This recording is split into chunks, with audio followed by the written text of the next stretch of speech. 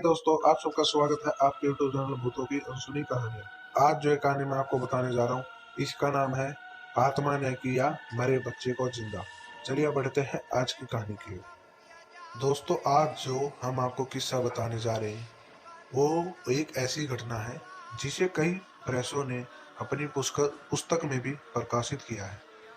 यह घटना सन 1958 में घटित हुई थी। उस समय चिकित्सा सुविधा बहुत ही कमजोर हुआ करती थी। यूपी के मुजफ्फरनगर के रसुलपुर गांव में एक चौधरी गिर सिंह नाम का एक आदमी रहता था। उसे एक 3 साल का बच्चा था। उसे चेचक हो गया था और काफी इलाज के बाद भी वो जिंदा नहीं बच सका। रात में उसकी मौत होने से सुबह उसके अंतिम संस्कार करने का निर्णय लिया गया।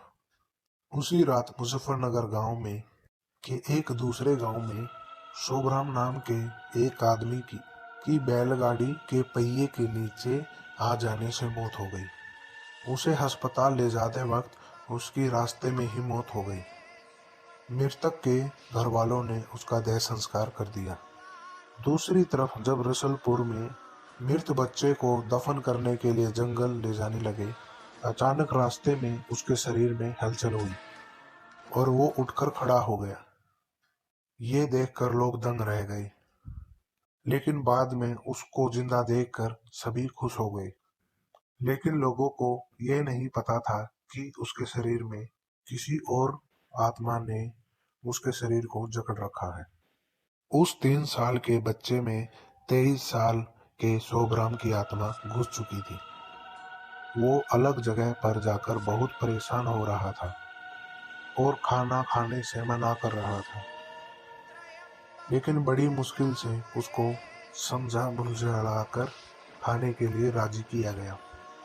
एक दिन वो बच्चा अपनी माँ के साथ नैनीहाल जा रहा था कि अचानक रास्ते में वो जगह आ गई जहाँ शोभराम की मृत्यु हुई थी।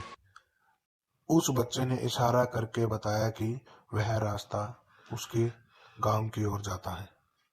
उसकी माँ उसकी बातों को अनसुना करके उसके नैनीहाल चली गई। उसके नैनीहाल में आत्मा राम नाम का एक आदमी था। एक आदमी इस जगन्नाथ किसी काम से आया था। शोभराम की आत्मा ने उसको पहचान लिया और उसे आवाज लगाई। जगन्नाथ को अपने बचपन का नाम सुनकर बहुत ज्यादा आश्चर्य हुआ।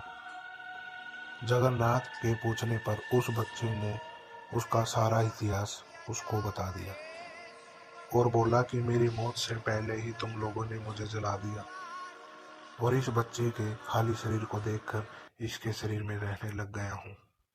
जब जगन्नाथ ने यह पूरी बातें अपने गांव में बताई तो सभी उससे मिलने के लिए चल दिए।